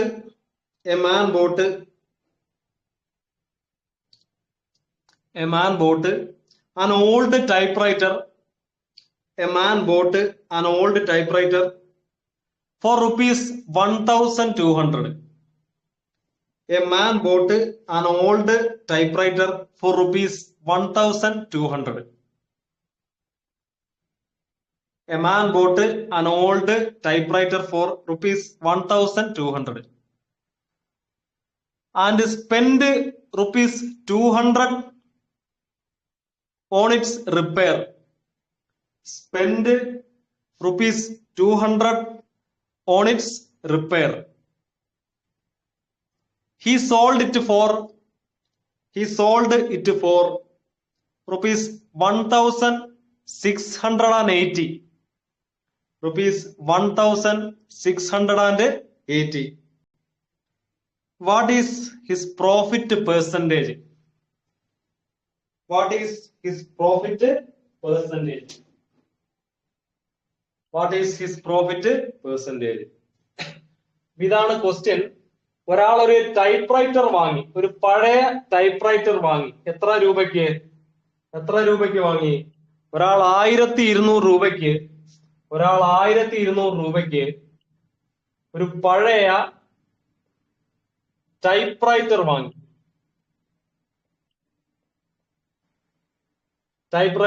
ഒരാൾ 1,200 രൂപയ്ക്ക് ഒരു പഴയ ടൈപ്പ്റൈറ്റർ വാങ്ങി. എത്ര രൂപ റിപ്പയർ ചെയ്യാൻ എത്ര രൂപ ചെലവാക്കി? 200 രൂപ റിപ്പയർ ചെയ്യാൻ വേണ്ടി ശരിയാക്കി വാങ്ങി. ഒരാൾ 1,200 രൂപയ്ക്ക് ഒരു പഴയ ടൈപ്പ്റൈറ്റർ വാങ്ങി. എന്നിട്ട് അത് റിപ്പയർ ചെയ്യാൻ വേണ്ടി എത്ര രൂപ ചെലവാക്കി? 200 രൂപ ചെലവാക്കി. എന്നിട്ട് എത്ര രൂപയ്ക്ക് വിറ്റു? എല്ലാം കഴിഞ്ഞ് റിപ്പയർ എല്ലാം ചെയ്ത് ശരിയാക്കി ലാഭത്തിന് വിറ്റു അല്ലേ? ഒരു കച്ചവടത്തിൽ അങ്ങനെയാണല്ലോ നമ്മൾ ചെയ്യുന്നത്. പഴയ വണ്ടിയൊക്കെ വാങ്ങി നമ്മളൊന്ന് മോഡിഫൈ ചെയ്ത് ഒന്ന് വൃത്തിയാക്കി ലാഭത്തിന് വിൽക്കുമല്ലോ. അപ്പൊ അതുപോലെ 1,200 രൂപയ്ക്ക് ഒരു പഴയ ടൈപ്പ്റൈറ്റർ വാങ്ങി, അത് റിപ്പയർ ചെയ്യാൻ 200 രൂപ ചെലവാക്കി. എന്നിട്ട് എത്ര രൂപയ്ക്ക് വിറ്റു? 1,680 രൂപയ്ക്ക് വിറ്റു. 1,680 രൂപയ്ക്ക് വിറ്റു. അങ്ങനാണെങ്കിൽ ലാഭശതമാനം കാണാം.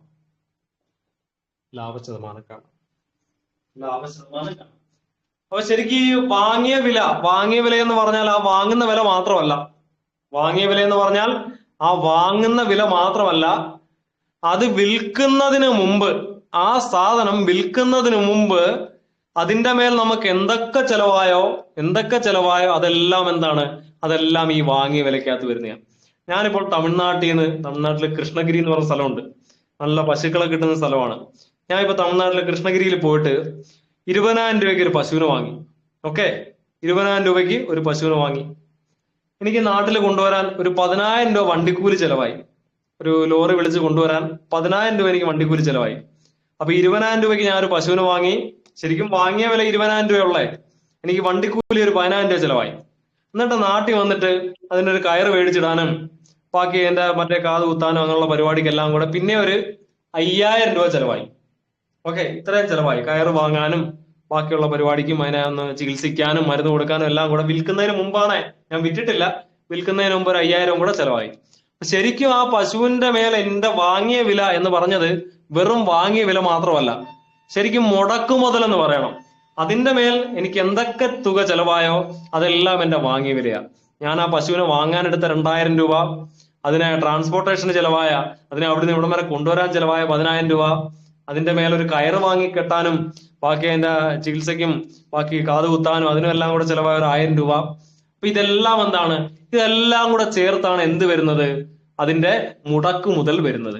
അപ്പൊ വാങ്ങിയ വില എന്ന് പറഞ്ഞാൽ ശരിക്കും ആ വാങ്ങുന്ന വില മാത്രമല്ല, അത് വിൽക്കുന്നതിന് മുമ്പ് അതിന്മേൽ നമുക്ക് എന്തെല്ലാം ചിലവ് വരുന്നോ അതെല്ലാം എന്താണ്? അതെല്ലാം അതിന്റെ വാങ്ങിയ വിലയിൽ വരുന്നതാണ്. മനസ്സിലായോ? അപ്പൊ ഇവിടുത്തെ വാങ്ങിയ വില എന്ന് പറഞ്ഞാൽ CP എന്ന് പറഞ്ഞാൽ എത്രയാണ്? CP എന്ന് പറഞ്ഞാൽ 1200 പ്ലസ് 200 അല്ലെ, 1400 ആണ്. 1400 ആണ്. ഇനി SP എത്രയാണ്? SP എന്ന് പറയുന്നത് 1680 അല്ലെ, 1680. അപ്പൊ 1400 രൂപയ്ക്ക് വാങ്ങി 1680 രൂപയ്ക്ക് വിറ്റു. പ്രോഫിറ്റ് എത്രയാണ്? പ്രോഫിറ്റ് 1680 നിന്നും 1400 കുറച്ചാൽ മതി അല്ലെ. 1680 നിന്നും 1400 കുറച്ചാൽ പ്രോഫിറ്റ് കിട്ടും. എത്ര രൂപ പ്രോഫിറ്റ്? ലാഭം എത്രയാണ്? 1400 രൂപയ്ക്ക് ടൈപ്പ് റൈറ്ററിന് ചെലവായി 1680 രൂപയ്ക്ക് വിറ്റു. എത്രയാണ് ലാഭം? 280 രൂപ ലാഭം അല്ലെ, 280 ലാഭം. ഇനി ലാഭ ശതമാനം കണ്ടുപിടിക്കാൻ എത്രയാണ് ലാഭം? 280 ആണ് ലാഭം അല്ലെ, 280 ആണ് ലാഭം. താഴെ എത്ര വരും? താഴെ എപ്പോഴും വാങ്ങിയ വിലയല്ലേ വരുന്നേ, 1400 അല്ലെ. 280/1400 ഇൻറ്റു 100 അല്ലെ. ചെയ്യുമ്പോൾ കിട്ടും ഈ ഒരു പൂജ്യവും ഈ ഒരു പൂജ്യം വെട്ടി, ഈ ഒരു പൂജ്യം വെട്ടി, 28/14 2 വരും. 2 ഗുണം 10 20% അല്ലെ, 20%. അപ്പൊ ലാഭ ശതമാനം നമുക്ക് കിട്ടി. എത്ര കിട്ടി? 20%. അപ്പൊ ലാഭ ശതമാനം കിട്ടി 20%. മനസ്സിലായോ? അപ്പൊ എന്താണ് വാങ്ങിയ വില എന്നുള്ളതിന്റെ ഒരു ഐഡിയ കിട്ടിയോ? അപ്പൊ വാങ്ങിയ വില എന്ന് പറഞ്ഞാൽ ശരിക്കും ആ വാങ്ങുന്ന വില മാത്രമല്ല, വിൽക്കുന്നതിന് മുമ്പ് അതിന്മേൽ എന്തെല്ലാം ചിലവ് വന്നോ അതെല്ലാം എന്തിൽ വരും? അതെല്ലാം അതിന്റെ വാങ്ങിയ വിലയിൽ ഉൾപ്പെടുത്തണം.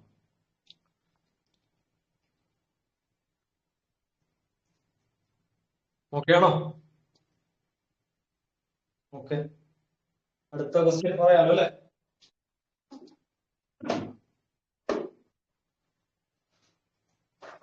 നെക്സ്റ്റ് ക്വസ്റ്റ്യൻ പറയാലോ അല്ലെ.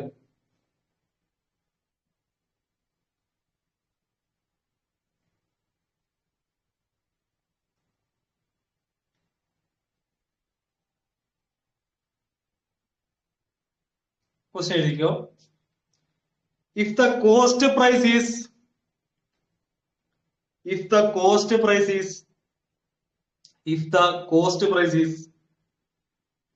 95% of the selling price, if the cost price is 95% of the selling price, if the cost price is 95% of the selling price, if the cost price is 95% of the selling price, what is the profit percentage? What is the profit percentage? If the cost price is 95% of the selling price, what is the profit percentage? If the cost price is 95% of the selling price, then what is the profit percentage?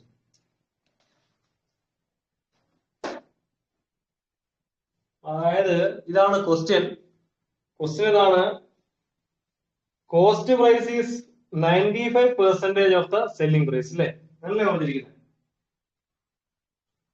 Cost price is 95% of the selling price, അങ്ങനെ പറഞ്ഞിരിക്കുന്നത് അല്ലെ.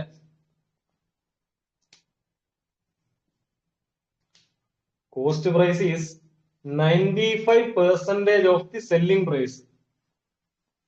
Cost price is 95% of the selling price എന്നാ പറഞ്ഞിരിക്കുന്നത് അല്ലേ.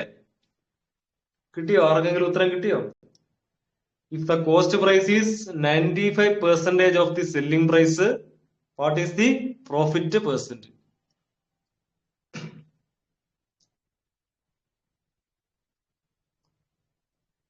Cost price is 95% of the selling. ആദ്യം നമുക്കിതങ്ങ് എഴുതാം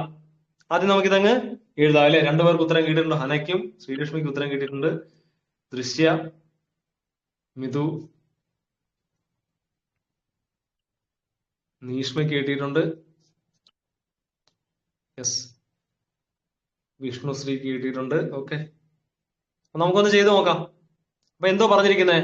cost price is 95% of the selling price. അതായത് cost price CP എഴുതാം അല്ലെ. CP, cost price is equal to 95% of SP. ഇതല്ലേ പറഞ്ഞിരിക്കുന്നത്? CP is equal to 95% of SP. അങ്ങനല്ലേ പറഞ്ഞിരിക്കുന്നത്? CP is equal to 95% of SP. ഇതല്ലേ പറഞ്ഞിരിക്കുന്നത് അല്ലേ? യെസ്. ആ പറഞ്ഞിരിക്കുന്ന ആ ഒരു സെന്റൻസിൽ നിന്ന് ഇത്ര എഴുതാൻ എല്ലാവർക്കും പറ്റുമോ? ക്വസ്റ്റ്യൻ വായിച്ചിട്ട് അത് ഷോർട്ട് ആക്കിയത് ഇങ്ങനെ എഴുതാൻ എല്ലാവർക്കും പറ്റുമോ? CP is equal to 95% of SP. Yes. അപ്പൊ ഇങ്ങനെ എഴുതാം. ഇങ്ങനെ എഴുതി കഴിഞ്ഞാൽ ആൻസർ ആയി. ഇങ്ങനെ എഴുതാൻ പറ്റിക്കഴിഞ്ഞാൽ ആൻസർ ആയി. CP is equal to cost price എന്ന് പറയുന്നത്, അതായത് ക്വസ്റ്റ്യൻ ഞാൻ മലയാളത്തിൽ പറയാം. വാങ്ങിയ വില എന്ന് പറയുന്നത് വിറ്റ വിലയുടെ 95%. ഇതാ പറഞ്ഞിരിക്കുന്നത്. വാങ്ങിയ വില എന്ന് പറയുന്നത് വിറ്റ വിലയുടെ 95%. ഇതാണ് പറഞ്ഞിരിക്കുന്നത്. അപ്പൊ ഒരു കാര്യം ചെയ്യാം. CP is equal to 95% SP. നമുക്കൊരു കാര്യം ചെയ്യാം. ഒന്നുകൂടെ എഴുതാം. CP is equal to 95% വന്നാൽ നമുക്കറിയാം ഡിവൈഡഡ് ബൈ 100 ആണ് അല്ലെ? പെർസെന്റേജ് വന്നു കഴിഞ്ഞാൽ നമുക്കറിയാം ഡിവൈഡഡ് ബൈ 100 ആണ്. അപ്പൊ 95% എന്ന് പറഞ്ഞാൽ 95/100 എന്ന് എഴുതാം. 100 into SP എന്ന് എഴുതാം. into SP. 95/100 into SP. ഇനി ഒരു കാര്യം ചെയ്യാം. അടുത്ത സ്റ്റെപ്പിൽ CP അങ്ങനെ തന്നെ എഴുതി. നമുക്ക് ഈ SP ഉണ്ടല്ലോ, SP ഇവിടെ ഗുണിച്ചിരിക്കുകയാണ്. നമുക്ക് ഇനി ഇപ്പുറം കൊണ്ടുവരാം. ഇപ്പുറം കൊണ്ടുവരുമ്പോൾ എന്ത് പറ്റും? ഡിവൈഡഡ് ബൈ SP എന്നാവും. CP ഈ SP ഇപ്പുറം വന്നപ്പോൾ ഡിവൈഡഡ് ബൈ SP എന്നായി. സിക്കൽ ടു 95/100 എന്നായി. 95/100 അല്ലെ? അത്രയും കിട്ടി. ഇനി നോക്കിയേ ഇതിന്റെ വാങ്ങിയ വില എത്രയാണ്?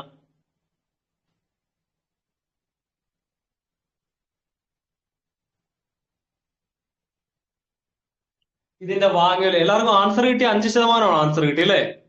എല്ലാവർക്കും ആൻസർ കിട്ടിയത് 5% അല്ലെ? വേറെ ആൻസർ ഒന്നും കിട്ടിയില്ലല്ലോ അല്ലെ? ഇല്ല. യെസ്. അപ്പൊ നമുക്ക് നോക്കാം ശരിയാണോ അല്ലയോ നോക്കാം. അപ്പൊ CP എന്ന് പറയുന്നത് CP cost price 95, selling price എത്ര? 100 അല്ലെ? കോസ്റ്റ് പ്രൈസ് 95, സെല്ലിംഗ് പ്രൈസ് 100 അല്ലെ? എത്രയാണ് ലാഭം?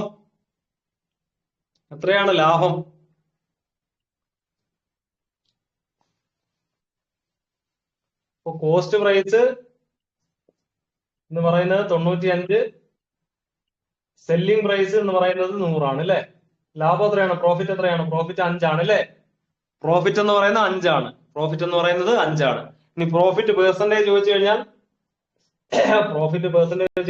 5 എഴുതി മേളി 5 താഴെ എന്ത് വരും? 5 താഴെ എന്ത് വരും? 95 വരുമോ 100 വരുമോ? താഴെ 95 വരുമോ 100 വരുമോ? താഴെ എത്ര വരും? 5/95 വരും അല്ലെ? 95 വരും. 5/95 വരും അല്ലെ? 5/95 വരും. ഇൻറ്റു 100 അല്ലെ? ഇൻറ്റു 100 എന്ന് വരും. 5/95 ഇൻറ്റു 100 എന്ന് വരും അല്ലെ? ഇത് ചെയ്ത് കഴിഞ്ഞാൽ ഇനി എങ്ങനെ കിട്ടുന്നത്? ബാക്കി ചെയ്യുന്നത് എങ്ങനെ? 5ഉം 95 കൂടെ വെട്ടാം. എത്ര കിട്ടും? 19 വരും. 100/19 എന്ന് വരും അല്ലെ? 100/19. 100/19 ചെയ്യുമ്പോ എത്ര കിട്ടും? ഒന്ന് പറഞ്ഞേ, ചെയ്ത് നോക്കിട്ട് പറഞ്ഞേ.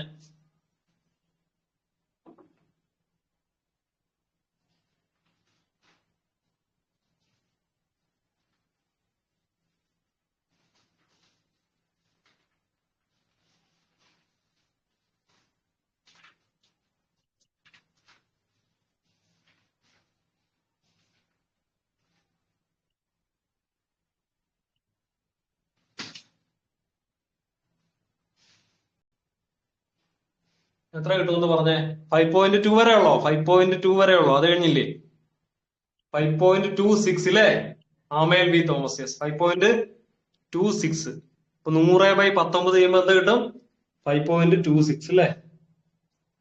5.26%. അപ്പൊ ഉത്തരം 5.26 ആണ് ഉത്തരം. 5.26 ആണ് ഉത്തരം. യെസ്, വന്ദന. യെസ്, ഞാൻ കണ്ടില്ലായിരുന്നു വന്ദന. യെസ്, 5.26. 5.26 ആണ് ഉത്തരം. അപ്പൊ എല്ലാവർക്കും തെറ്റിയില്ലേ? എന്താ തെറ്റിയത്? ഇതുകൊണ്ടാണ് ഞാൻ തുടക്കത്തിലേ പറഞ്ഞത്, എപ്പോഴും ലാഭശതമാനവും നഷ്ടശതമാനം കണ്ടുപിടിക്കുന്നത് എന്തിന്റെ ബേസിലാണ്? വാങ്ങിയ വില, CP യുടെ ബേസിലാണ്.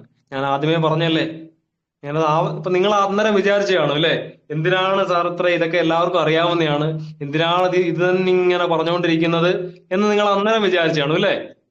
ഉറപ്പായിട്ടും നിങ്ങൾ വിചാരിച്ചു കാണും ഇതൊക്കെ നമുക്ക് അറിയാവുന്നതല്ലേ, എന്തിനാണ് ഇത് തന്നെ വീണ്ടും വീണ്ടും ഇങ്ങനെ പറഞ്ഞുകൊണ്ടിരിക്കുന്നത് എന്ന് വിചാരിച്ചു കാണും. ഇപ്പൊ മനസ്സിലായോ എന്തിനാ പറഞ്ഞതെന്ന്? 100ന്റെ ബേസിലല്ല, 100ന്റെ 5% അല്ല കണ്ടുപിടിക്കേണ്ടത്. 100 എന്ന് പറയുന്നത് വിറ്റ വിലയാണ്. 100 എന്ന് പറയുന്നത് വിറ്റ വിലയാണ്. എപ്പോഴും എന്തിന്റെ ബേസിലാണ്? വാങ്ങിയ വിലയുടെ ബേസിലാണ് ലാഭവും നഷ്ടം കണ്ടുപിടിക്കേണ്ടത്. അതായത് 95 വാങ്ങിയ വില, 95-ൽ 5 കേട്ടോ. 95-ലാണ് ഈ 5 കണ്ടുപിടിക്കേണ്ടത് എത്രയാണ്. മനസ്സിലായോ? അപ്പൊ ഈ സാധനം തെറ്റരുത്. നല്ല നല്ല സിമ്പിളാന്ന് വിചാരിച്ചിട്ട് നമുക്കിപ്പോ തെറ്റി അല്ലേ. അതാ യെസ്, പെട്ടെന്ന് ചെയ്തപ്പോ തെറ്റി. യെസ്, അതാണ് പെട്ടെന്ന് ചെയ്തപ്പോ തെറ്റി. യെസ്, കറക്റ്റ് ആണ്. മനസ്സിലായില്ലേ? അപ്പൊ എക്സാമിന് നമ്മൾ പെട്ടെന്നാണ് ചെയ്യുന്നത്. എക്സാമിന് നമുക്ക് സമാധാനമായിട്ടുള്ള ഒരു പരിപാടി എക്സാമിനില്ല. എക്സാം നമ്മൾ ഹറിബറിയിലും വെപ്രാളത്തിലും അത്ര ഇതായിട്ടാണ് നമ്മൾ എക്സാം ചെയ്യുന്നത്. അപ്പൊ ആ സമയത്ത് തെറ്റരുത്. ഓക്കെ അല്ലേ?